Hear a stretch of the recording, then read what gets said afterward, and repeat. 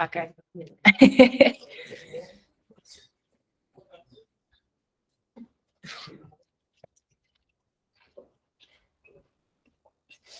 Okay. Thank you for being here today. I'm glad to see that we are more non-designers than designers. For those of you that don't know me, I'm Joana Eitner, one of the UX UI designers here at Imaginary Cloud. And today we'll be talking about dark patterns and how seductive interaction design can be used to trick the user. I know you guys probably want to jump right into dark patterns, but before that, we will start with seductive interaction design. We will go over the Fogg behavioral model and the 6 principles of persuasion. After that, we'll talk about dark patterns. And lastly, how to avoid the dark side, the designer role in this, and what are light pattern design. What is light pattern design? So what is seductive interaction design? According to Wikipedia, interaction is a kind of action that occurs when 2 or more objects have an effect upon another. And this means, for us, the objects are the digital interface and the user. And seduction is the moment right before the interaction. But what exactly is the moment before the interaction? Sorry.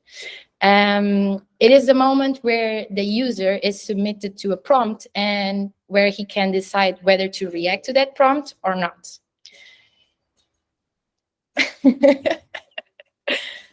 Sorry for this. So let's do a small experiment here. And this is where you guys will need your computers. So I will ask you to imagine that you are walking on the streets and then someone calls your name, but you do not react to that prompt. So you do not react to that calling. What are 3 possible reasons why you wouldn't react to that calling? And I will post a link. I don't know if you guys are on the session, but I will post a link here on the chat. Let me know if you can't open it.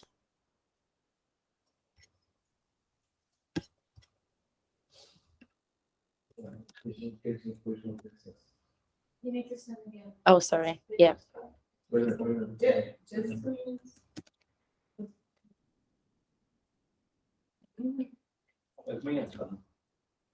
So can everyone online open the link? Okay.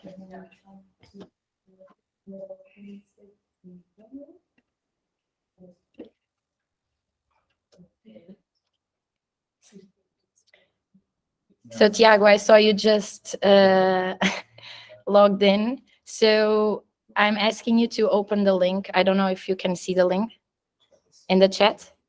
Okay, and you have to write down 3 possible reasons why you wouldn't react to someone calling you on the street.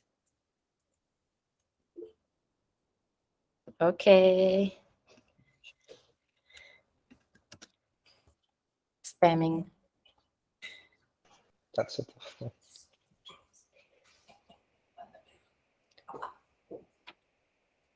I don't see any post-its. So, oh, you can create a sticky note. Sorry.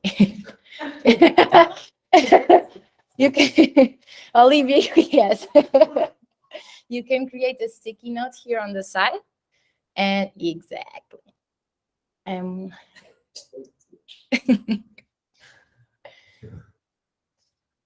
Use the sticky notes because we will use color later. So I'll leave this here so you can read the instructions.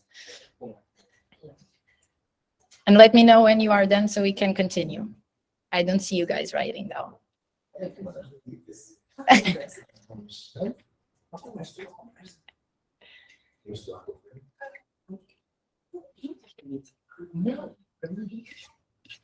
Okay, let's see how this is looking. I can see some sticky notes now.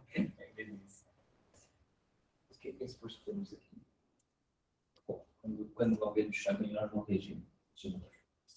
You need to write down 3 possible reasons why you wouldn't react to someone calling you.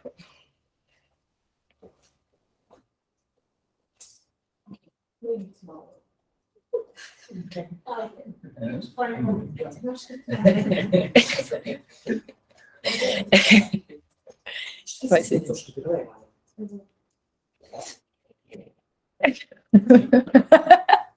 I can see your face, but no one will know. Okay, so guys, if you are ready, please send me a thumbs up or turn on your microphone so I can know.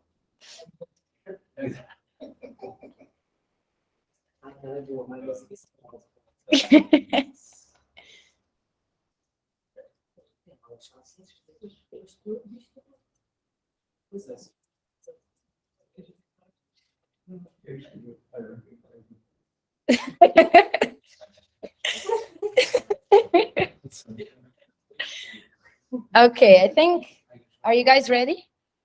Yes? Okay. So let's continue our exercise. Now, I want to change the color of your sticky note according if you are not able to react, and you should put those post-its in orange, or if you are not motivated to react. In that case, they should be blue. Now, the tough part is remembering which sticky notes are yours.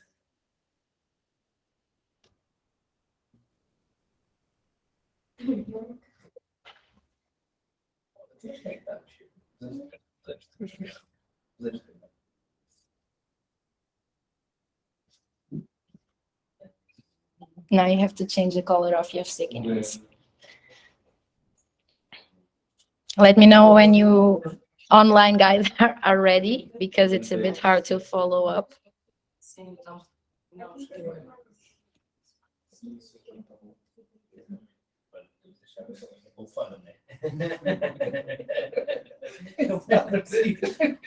Okay, Andre, thank you for the heads up.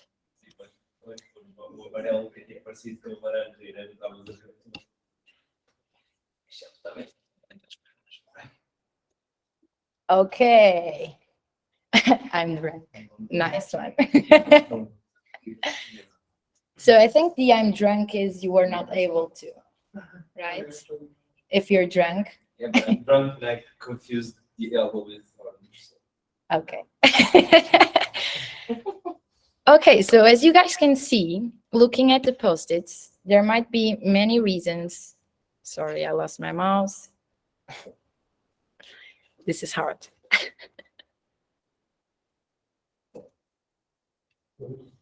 Problemas técnicos. Okay, so as you guys can see, there might be a lot of reasons why you cannot answer to a prompt. And they are usually dividing into something that is hard to do. And let's take a look. So hard is orange. So I'm in a rush. I don't recognize the voice. I can't hear. I choose to ignore. Or it can be something where you are not motivated to react. So some examples of this can be, yeah, blue. I think it's for someone who has the same name. I don't want to be bothered. I'm not in the mood. And now let's switch back to the presentations. So for an interaction to happen, it means that a user receives a prompt and he is able to act without an effort, or he is sufficiently motivated to react to that prompt. And this is exactly what the Fogg behavioral model tells us. Everything or every prompt that is above the green line, which is the action line, will succeed, and everything that is below it will fail, because it is either hard to do or the user is not motivated to do it. And this is exactly where seduction takes place. Let's see how. Oh, and just a disclaimer for this video, since we don't have time, I can't explain the small differences, but nudging, seduction, and persuasion are basically the same thing. And of course, sound is not working.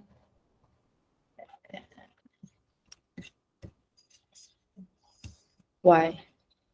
Yeah. Sound only works when you are It's sharing, coming up. No. not the screen or the application, only the tab where the PDF Good. Viator.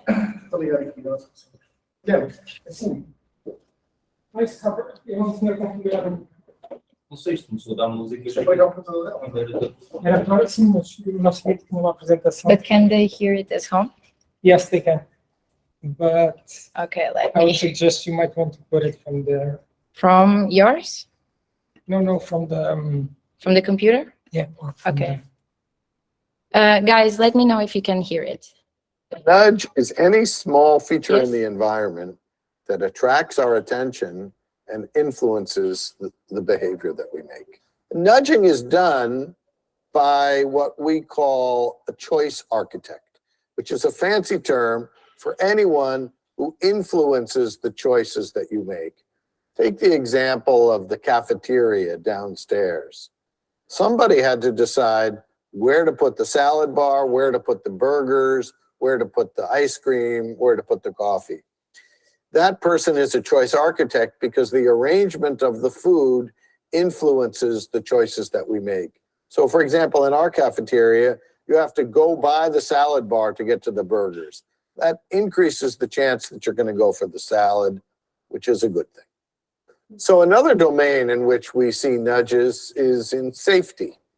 There's a beautiful road here in Chicago called Lakeshore Drive, and there's a dangerous S-curve right downtown where people are constantly wiping out. So what the city's done is painted lines on the road, and as you drive up to the most dangerous part of the curve, the lines are closer together, which gives you the illusion that you're speeding up. So you tap the brake and slow down, which is exactly what you want to do. You've been nudged. Okay, so I think this gives us a pretty good idea of what seduction is, but let's dive into the seduction principles and how this can be used in the digital world, which is what we want to know.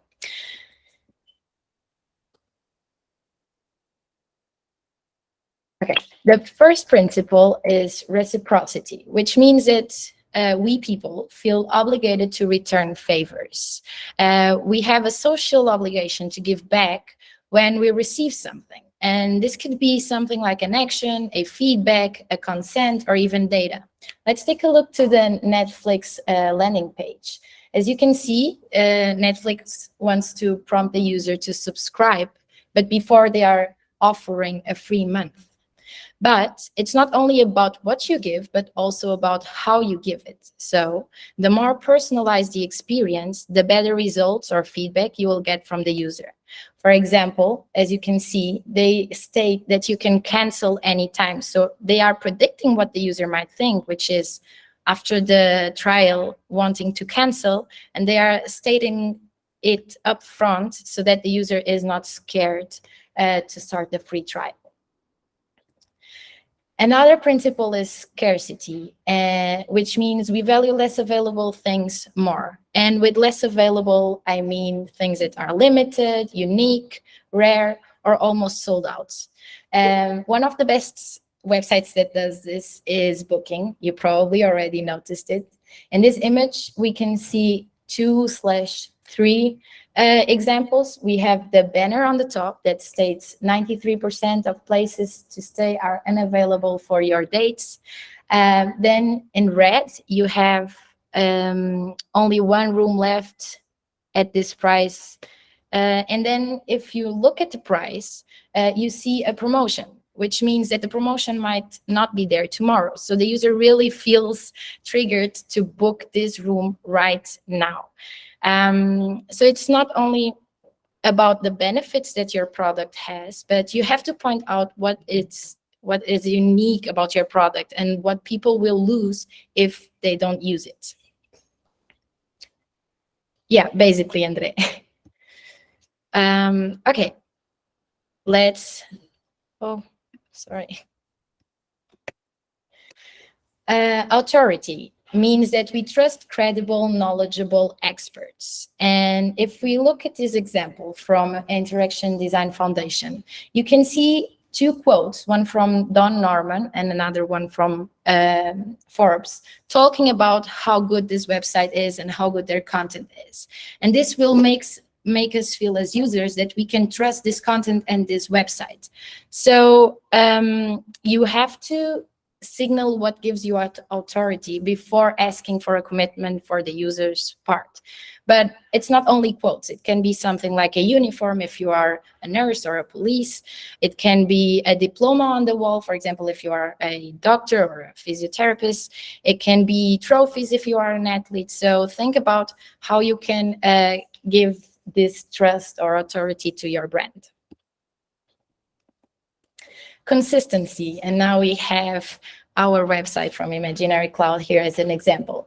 We tend to be consistent in words and action, and this means that a user will probably do twice what he has done once. When we first get to know a product, there is a very small chance that we are going to immediately pay for it. So we have to look for smaller, active and public commitments first to get voluntarily action from the user later. For example, subscribing to a newsletter. The user will get useful and usable content for free, and you can get their names and emails, so you can directly contact them after. And this can also be a vehicle and for reciprocity, which is the first persuasion principle we talked about. When someone subscribes to your newsletter, he is stating that he wants to listen more about you and listen what you have to offer. So try first a small commitment and go for the bigger commitment later. Liking. We prefer to say yes to individuals and organizations we like. And with liking, I mean brands that are similar to us, that complement us, cooperate with us, or have mutual goals. Here we have an example of Allbirds, which is a shoe brand. And they have a large part of their website to talk about carbon footprint and how they act regarding sustainability. So if I'm a user and I'm interested in buy a pair of shoes, I'm more likely to buy from here because I relate to this goal, so I like this brand. Consensus. People will look to the actions and behaviors of others to determine their own.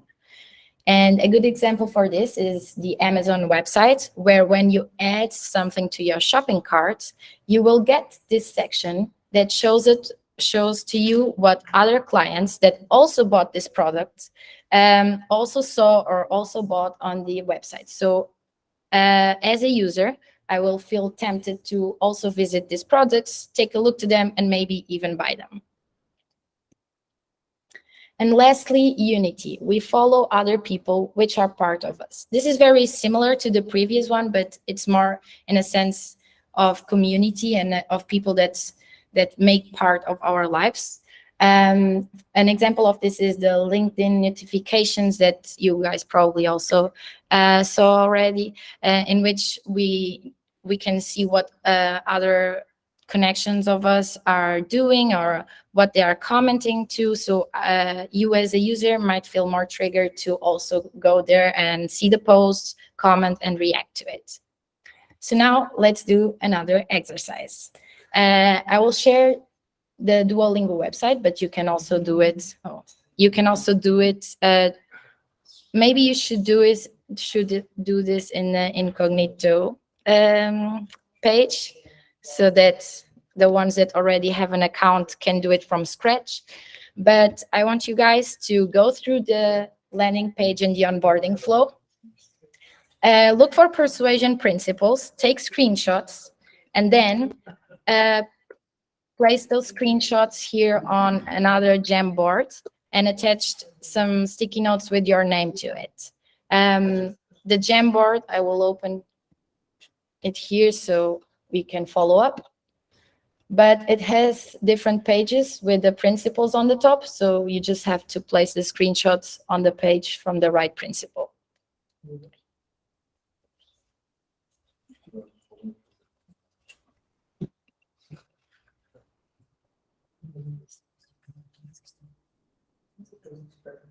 Okay.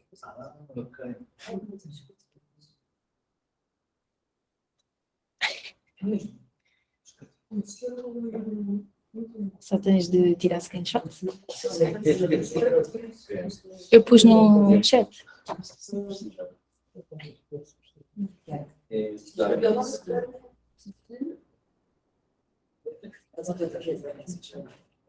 Posso.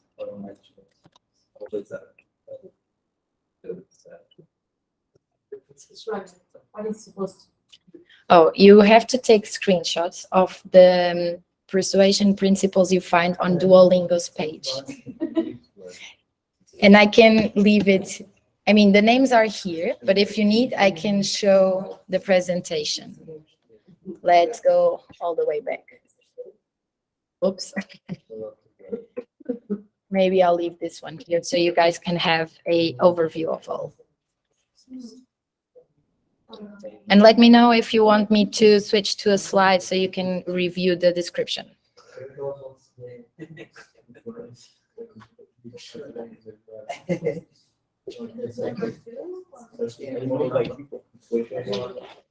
You don't have those names here?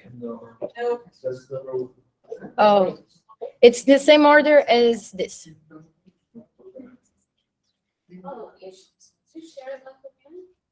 This, which one? This one?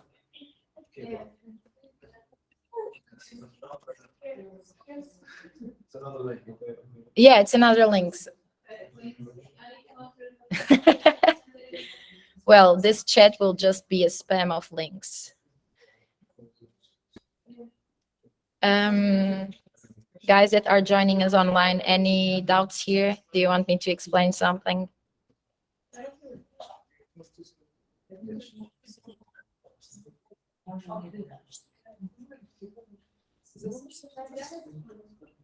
O chat. 5 ou 6 vezes?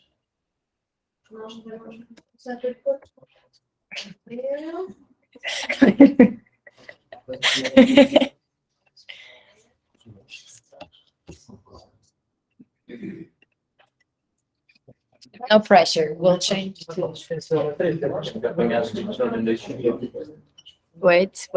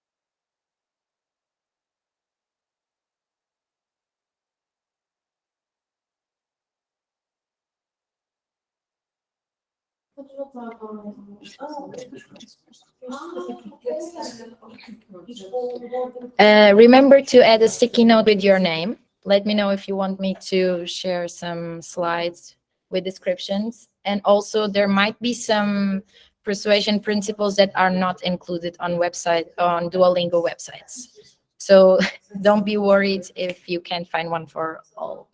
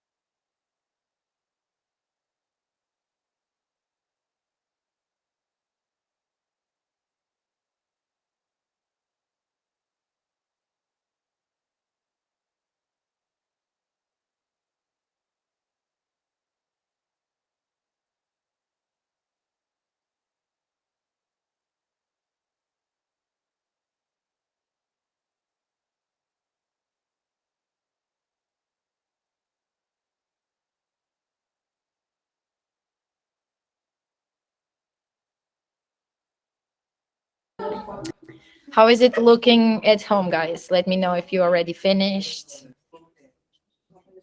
You can actually turn on your microphones because it's easier. I have too much going on my screen. I just finished my first English Spanish class and I got a good grade. Okay, then you completed it. It's just the first part.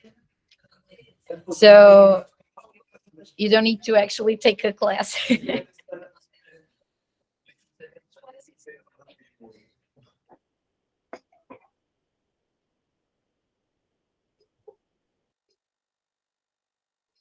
Okay, let's move on.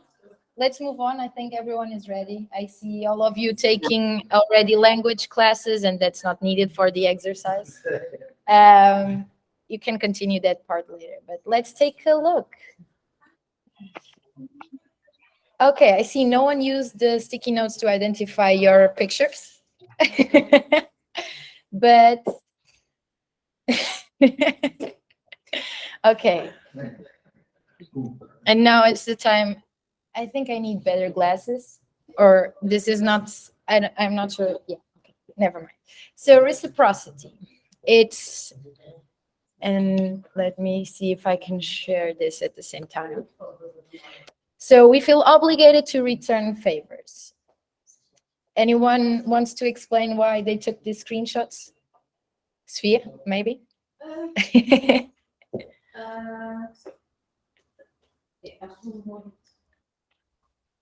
I think it's a matter of you're setting a goal, so you feel like you have to stick with it. So, I mean, it's not exactly, it's getting something back to yourself. Right? It's Okay. not to the product per se, or one thing related to the other.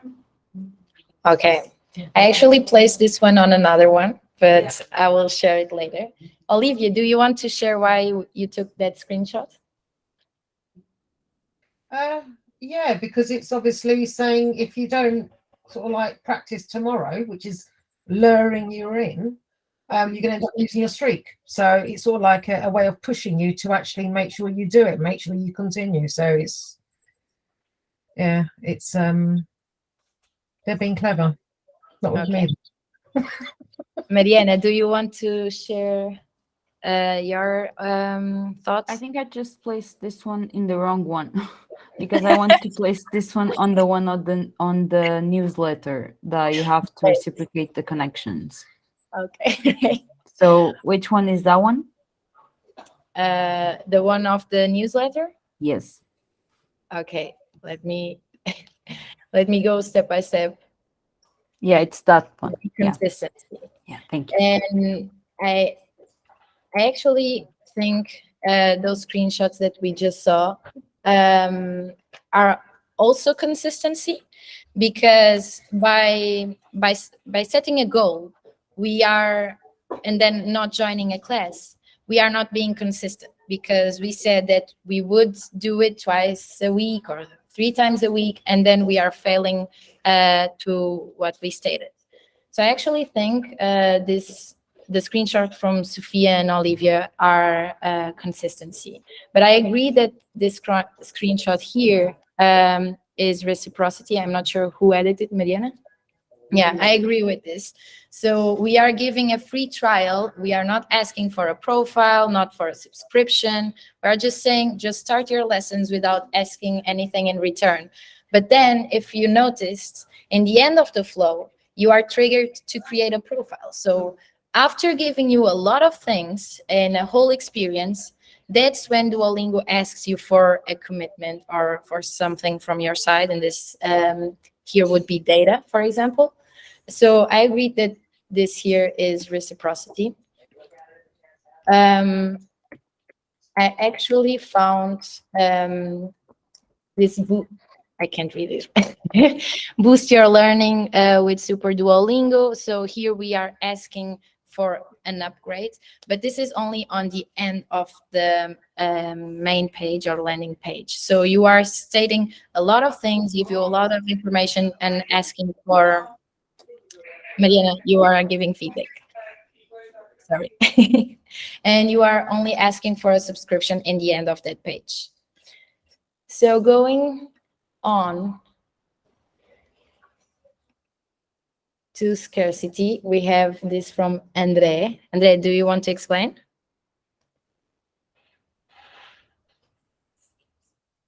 No? Dá um segundo. Fiquei sem segundos. So I placed scarcity here because it's giving me FOMO, so that's how I reached. Because if I don't do any of them, I lose my strike. So and I will get something nice from my strike. So I think it's inducing the fear of missing out the strike. So it's trying to pull me into. Yeah, I think that's a nice logic. I actually didn't had any for scarcity, but I agree with you that this can be in multiple principles. Okay, authority. Anyone wants to explain? No? Sure. Go on. It states that they are the number one way of learning language. Then they have like an explanation. Yeah, I think the key here is having the research linked. So we are showing why you should trust us or why you should trust them and the proof that it really works. Go on, Mariana. I have a question. On the one they have like a lot of flags and big numbers underneath, like to choose your language. Is that considered authority?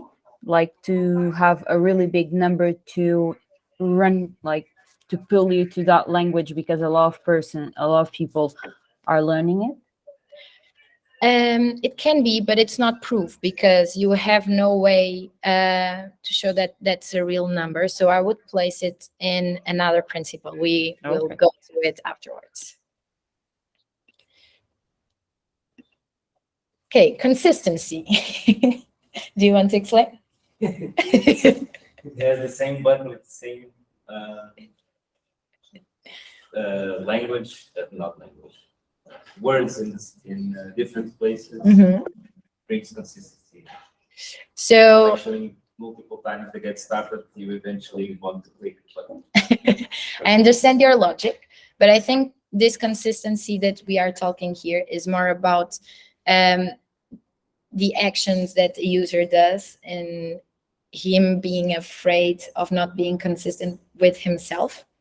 So I actually found some other examples. I see no one placed screenshots here, but I consider this consistency because, as we talked before, you set a goal, you can activate reminders for you to go in on those days that you decided you would go in, and then you can also connect it to your social media in order to keep your daily goals. So this is all a way for you to be consistent with what you set in the beginning of the flow that you would do. Because if you see, this is in the beginning, this is in the middle, and this is more to the end. So it's a whole flow where you are committing and to your initial goal.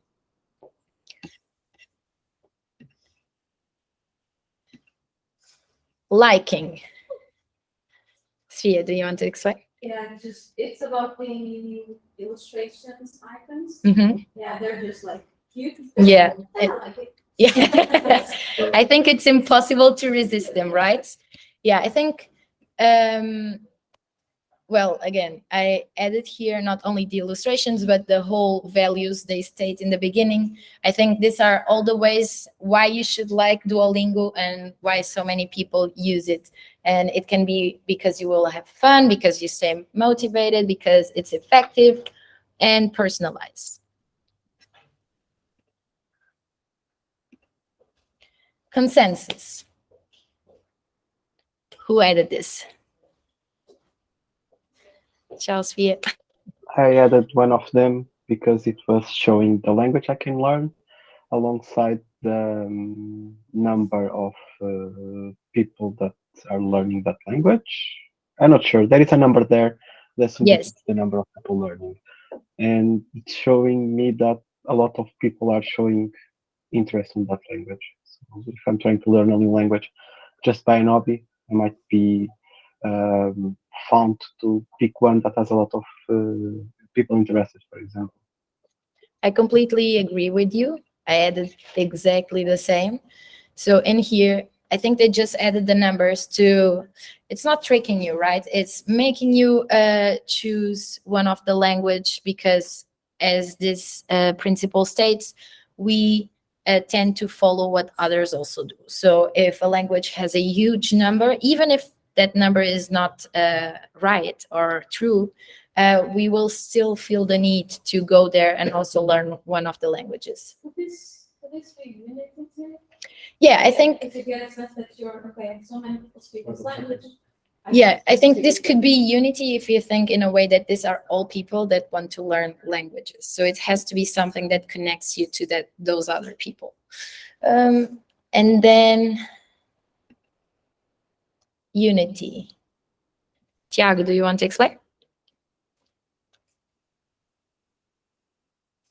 Yes. They talk. Sorry about the feedback. No problem. Let me get a bit far away. So let me just open here. I see that there are some. I mean, they give quantity numbers of how much people are using it and accessing it universally, not just stick to one region, and that's it. How universal accessible it is. Okay. So I actually didn't found this page, but I agree it can be unity. It's on their mission page. Okay. Let's go. Okay, I think. Let me check. I actually think I didn't choose any. Yes. Okay. So this concludes our exercise. And basically, I just want you guys to remember that seduction can make users do things they would otherwise not do, or it can make them do things they would do anyway, but with a better experience. And why? Because you are increasing their motivation by giving them more of what they want, even if they don't know that they want it. And it's a constant game of showing what your product is and what it is about, letting the user know along the experience and along the way why they should care about your product or your interface. But be careful, because seduction can easily turn into dark patterns. Dark patterns are features of interface design crafted to trick the users into doing things they might not want to do, but which benefit the business in question, like buying or signing up for something. The person that made this definition actually has a own website dedicated to this. You can take a look later, but basically you can see all the types of deceptive design here. And you also have a hall of shame where everyone in the world can shame websites that use dark patterns. So that basically we create awareness, because with law, there is not a lot of things that we can do to fight dark patterns. So making them aware is the only way to fight them at the moment. But continuing with dark patterns, I want to freeze that they are not mistakes nor bad design. They are very carefully crafted designs that don't have the user's goals in mind or interests in mind. They are considered unethical, of course, because they are intentionally crafted to be deceptive and trick the user. And we all met services like this, like that are a pain to unsubscribe, or that adds something to your shopping cart that you never added there, or maybe even when you go into your bank account and suddenly you have less money there. So let's take a look on how this can be done. Bait and switch is the first dark pattern we're going to talk about today. It's when the user gets something different or opposite of what they wanted to achieve with their action. And one of the most popular examples of this was when the Windows 10 was launched. So basically, Microsoft misguides the users to download the Windows 10 and how they switched the meaning of the closing. So when you would close this window, you would think that you were just skipping this problem for a future time. But no, you were actually agreeing that you wanted to download Windows 10. So all the users had Windows 10 downloaded without knowing they were agreeing to it. And if you think about this, you can see a bit of consistency here. Like, for example, your example that you showed with the buttons. So the user is used to click there to close a window. And in this case, we use consistency to trick the user into doing something the business wants and not what he wants. Disguised ads are basically adverts that are disguised as other types of content or navigation in order to get you to click on them. Here we have an example of Softpedia, which is a very popular software download site. And one of their sources of revenue is displaying advertisements on the website. So what they do is running advertisement that looks like download buttons to get you clicking on those adverts. So in here, you would think that the blue button on the top would actually make you download what you want, but that's an advertisement. The real button is down there on the right bottom corner. Forced continuity is when you are on a free trial with a service and that free trial comes to an end and you silently get charged for that service without warning. And here we have an example of Trainline, which is a service where you can buy train tickets. And during the whole experience, I don't know if you can see clearly, but you have several steps on the top. You go through the experience by clicking on continue buttons like the one you are seeing there. But on the last step, this continue button means actually subscribing to the service. So it's not needed for you to finish the journey. And of course, a lot of people only find out they subscribe to this when they go into their bank accounts and see that money is missing. Friend spam. Products that ask you for your email or your social media permissions under the pretense it will be used to find friends, for example, so desirable outcomes. But then they spam all your contacts in a message that claims to be you, but it's actually the business. And for this, I brought a video.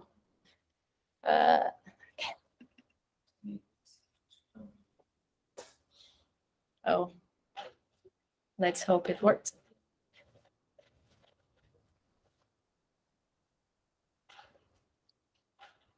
I guess the Duolingo exercise took out all the internet. Well, maybe I'll... Remember when you used to get spam with all those LinkedIn invites from friends? Well, that was because of a confusing dark pattern on their add contacts page, which allowed LinkedIn to scoop up people's email contacts and send them messages repeatedly without their consent. In a comprehensive blog post, Dan Schlosser showed how LinkedIn tried to trick users 8 times in their sign-up and onboarding procedures into surrendering their email contacts. Unfortunately for LinkedIn, this proved to be a step too far. Users filed a legal challenge claiming that sending multiple unwarranted emails hurt their professional reputation. LinkedIn settled the dispute for $13 million, which came out in the end to about $10 per user. It's rare for dark patterns to face consequences like these. Mostly they stay just on the right side of the law, understanding that it's hard to legislate around the psychological tricks of UX design. Everything on the internet is fun. Well, let's continue. Law. Remember when you used to get spam with all... Okay. Okay. Hidden costs. It's basically when you go to the last step of your checkout and you find out that the product or service you are buying is actually or has extra costs over it. And I'm sure you all know this example of Airbnb when... So these are 2 different cards in 2 different situations. The first one happens when you do a search. You see the cost per night. But then when you want to pay and reserve for it, you actually get the service fees, making your total price much higher than what you are expecting.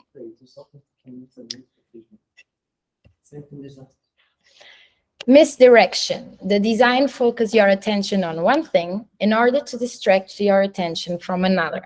And for this, I brought another video. Let's hope it, yes. No? And virtually the same color as the rest of the fine print. Here's another dark pattern that uses color to misdirect. Over at the user testing blog, Jennifer Jerome points out that the mobile game Two Dots carries you through the experience by offering green buttons. A green button to start the game, a green button to pick a level, a green button to start the level, and 3 green buttons to continue to the next level, and so on. But once you lose a level, the color scheme changes. The first green button you see leads you right to an in-app purchase, while the continue button is just a little X that blends into the larger element. I wonder how many people clicked buy moves reflexively as a Pavlovian response. Now, to be fair, this is a pretty benign dark pattern, but it shows how companies can use something as simple as color to trick you.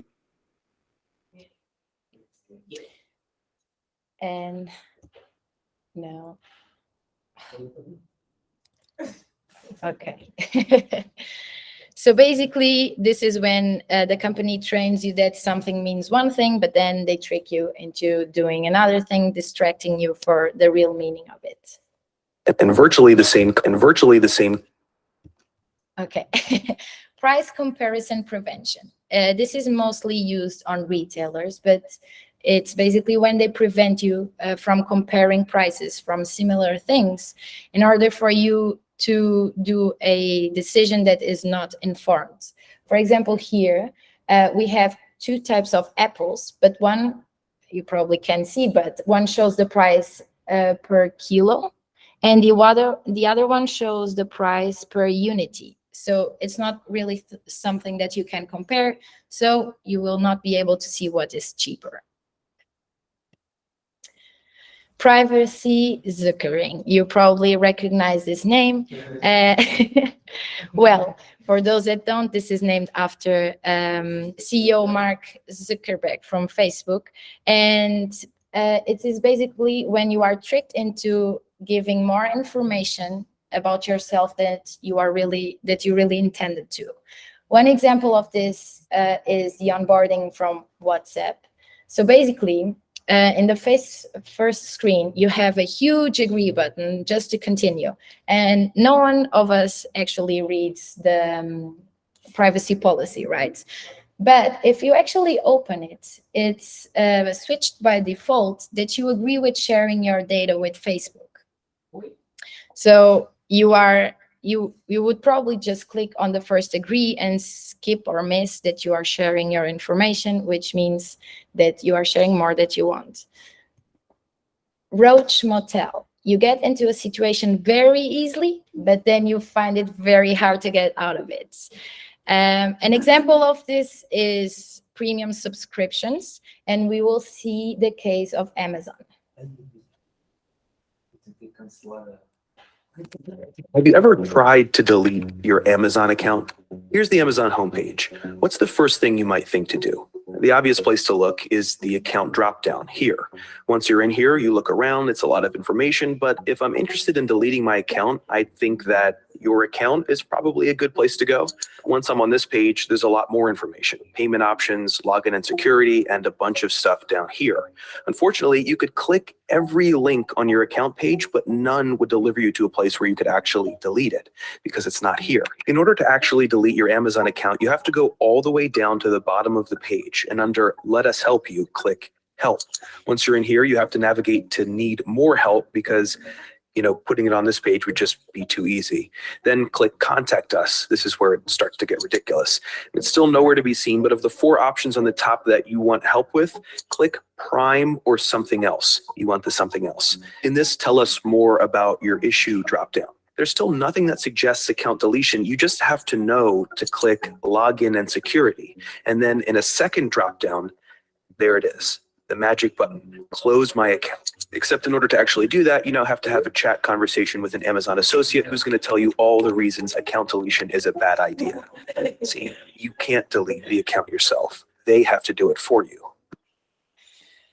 Okay, I think this might seem funny, but if you're the person trying to do this, it isn't. I have a question. Go on. Where does the not close, but the type of account deletion that's not actually deleting the accounts, but instead just sleeping them, where does that lie on? I have- It's inactivating the account instead of deleting. It is because comparing to what you need to talk to someone on it. Yeah, but- I'll send them an email saying where they No, but place. there's a lot of platforms where you don't really have the option to delete your account first. And first you need to kind of inactivate it, and then you need to go there and say, no, I really want to close it. And some others, you say, delete my account, but a few time passes by and we go back for some reason, and you find out, oh, wait a second, it was not actually. They deleted. It was just So yeah. where does that lie on? Is it still the Roach model? Or is there? Well, I don't think, because it's actually not a situation hard to get out of. You are really being just strict. I think that would be a legal matter, because you are asking for something that you are not getting, or you just thought, or you didn't read the small line, below it. But I want to ask: has anyone here tried to delete their Amazon account? Yeah. To me, It was So, did you manage to do it? yeah, at the end, after about 2-3 days. Wow. So you see, I bet a lot of people just give up in the middle of the process. Oh, I didn't, because I was coming to Portugal. I was thinking, I'm going to do everything.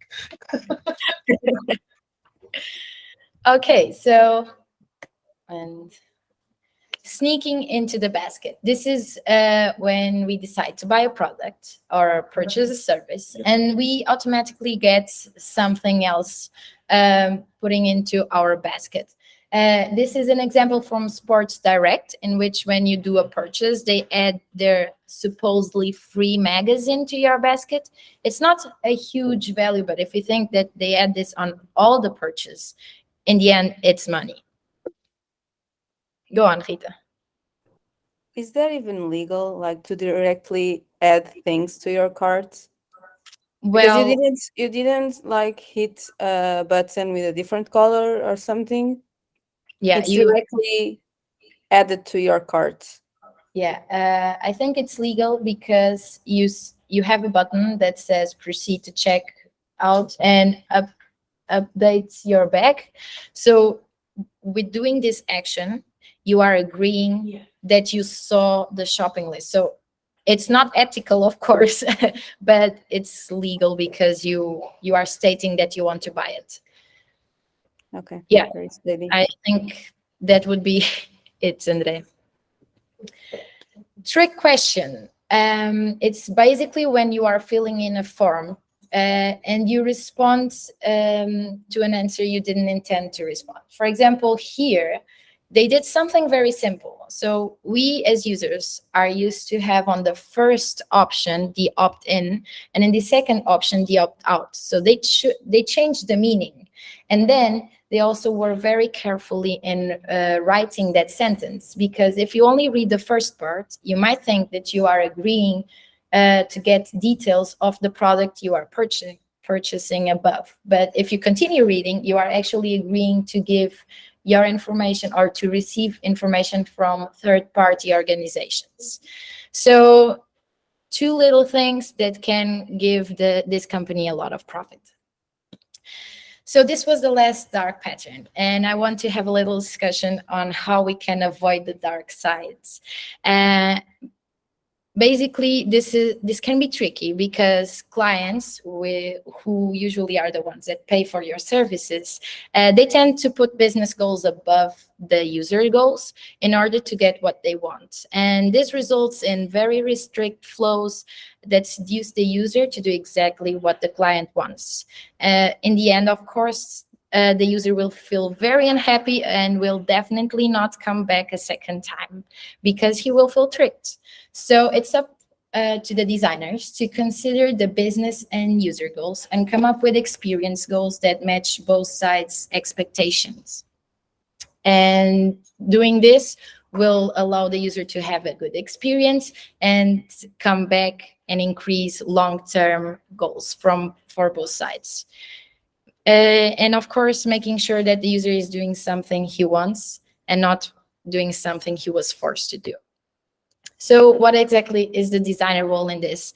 It's really a thin line between changing someone's behavior and tricking a person, but it's the designer role to be the mediator between doing the best for the user, but at the same time, please the client and creating a win-win situation. Be the one that calls out for what is ethical and what is not, and informs the client on how we can beneficiate from choosing not using dark patterns in the long term. And for this, you can use light pattern design, which means putting the user in the center, user-centric design. Make sure that you have into consideration the privacy and consent of the user, and that he is the one giving it, not assuming he will give it to you. In the long term, this will bring brand loyalty and organic and sustainable growth.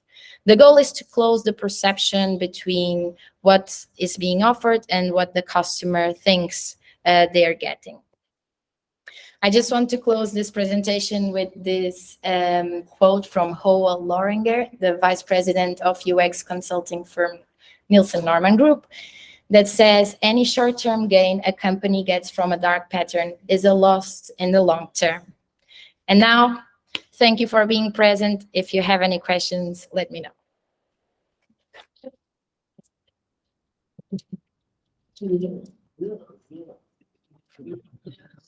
Go on, Andrea.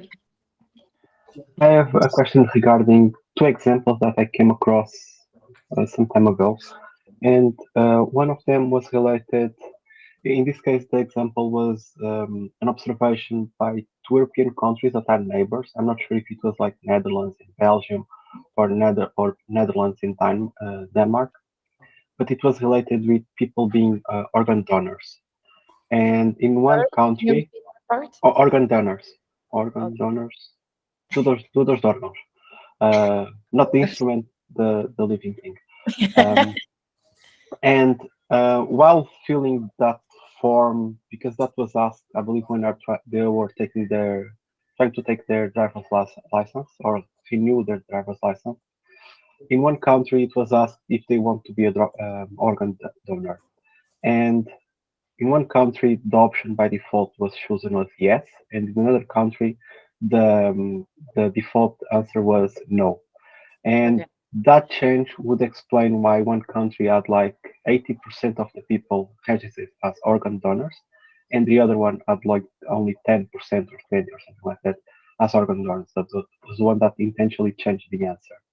This kind of pattern, where does it fall? Because at the time the justification was like, we should select the answer by default that better aligns with our goals. And in that case, having more organ donors was beneficial.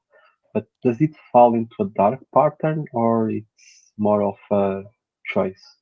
I think that could fall into the privacy is occurring, although this is more like adapted to the real life and not the digital world, I would say.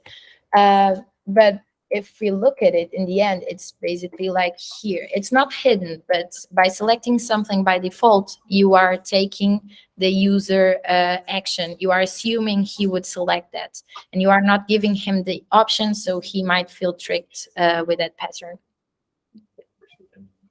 And the second one, it's related with like when we are subscribing a service, we usually have a base answer, a base profile, a base segment of the service that we can contract that offers minimal services. And so then, let's say basic plan. Could you repeat? Sorry. Is it a basic? Yes, we have a basic plan. Then we have an extra plan that it's fairly more expensive, and that's a couple of things. And then we have the premium segment where we get a lot of things in relation to the medium plan, but the difference in price, it's not that instance. So we get a lot of things, but not that much price. And usually these two, the difference price to the base plan, it's quite high, but they tend to be quite on the same bracket. small difference in price. And the justification to have this kind of behavior is to promote the signature of the most valuable, the most expensive plan, because it allows the most expensive plan to look cheaper in relation to the medium plan, because if we get a lot by not paying that much. Building this kind of choice for the users, it's also a dark pattern. We are forcibly creating a segment that we are not that interested, just to promote another segment. Well, I don't know if that's more like business and marketing rather than a dark pattern, because you are not, I understand what you say, that you are tricking the user, but that's a choice of the business to give more for a smaller price difference, I would say. So I'm not sure if that's a dark pattern. Yeah, I really think that's more like marketing. Understood. Thank you. Any more questions? Rita, go on.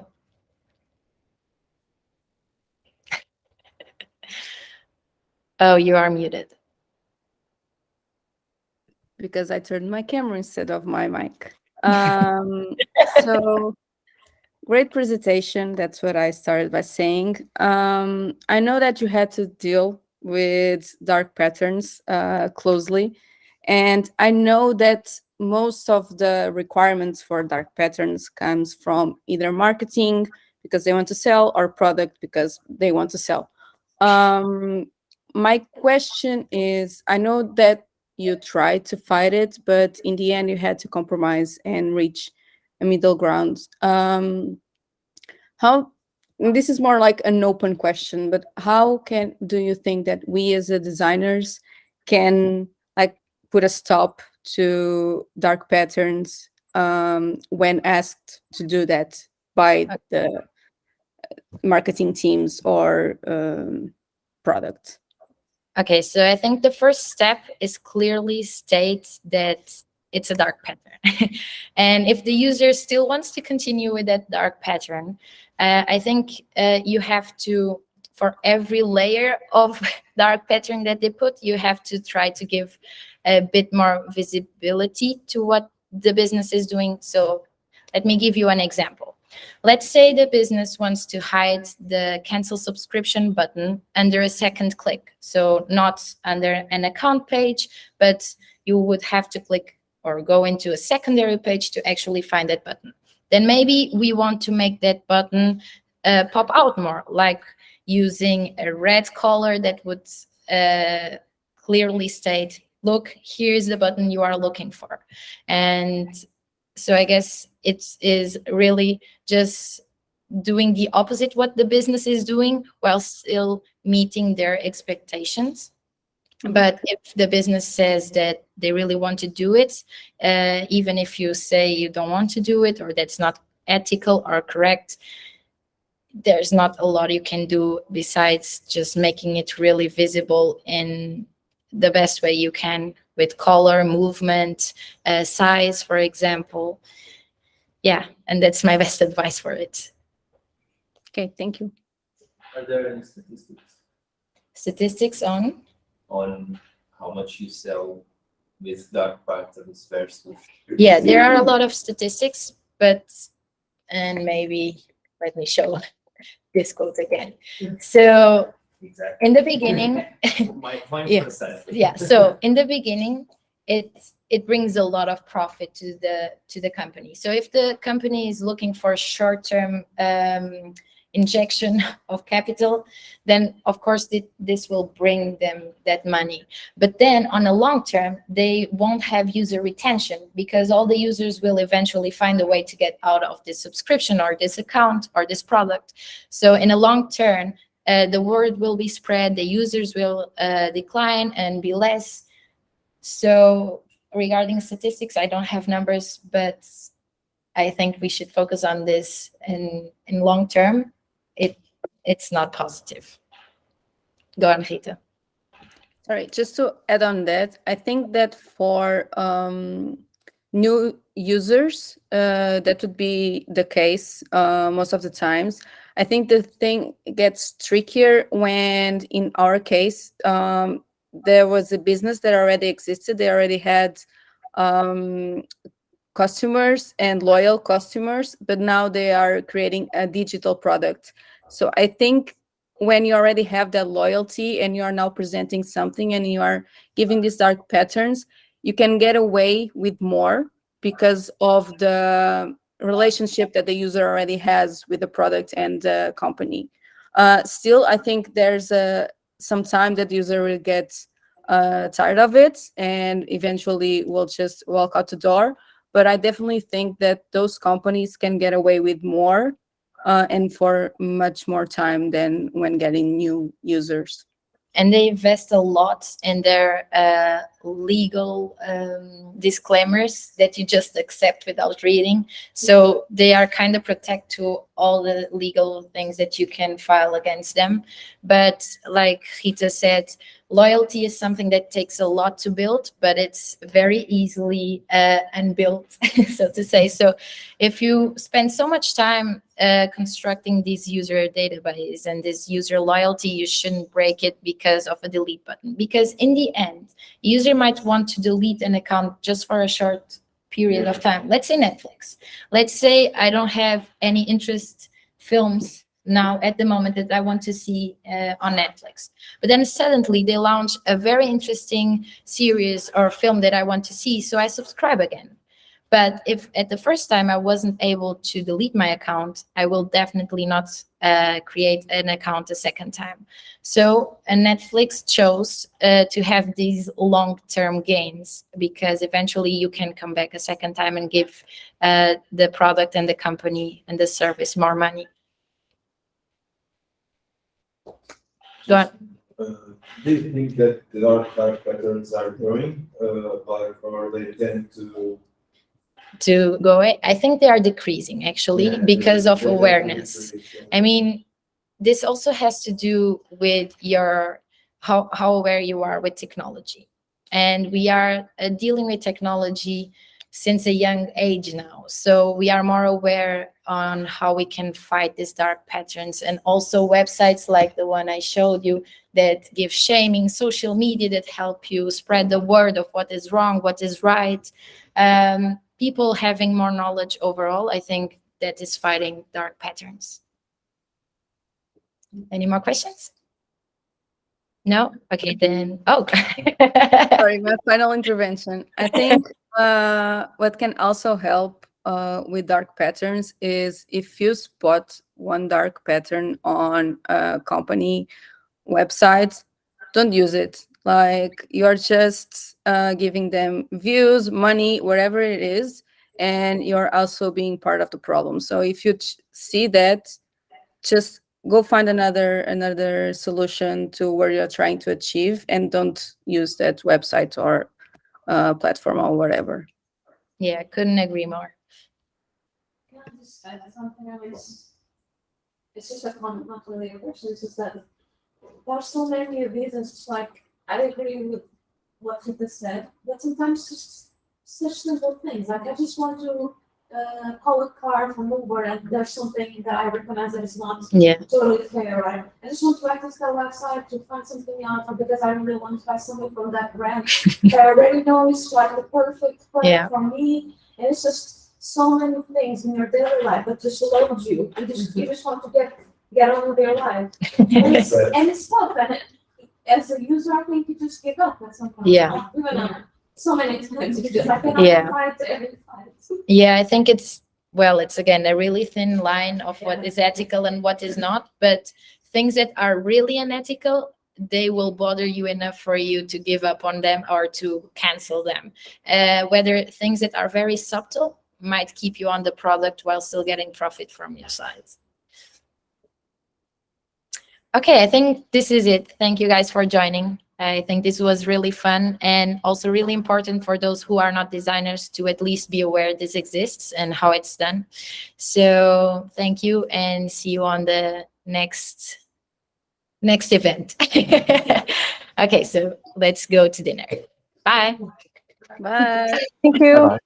Thank you. Bye. Bye-bye.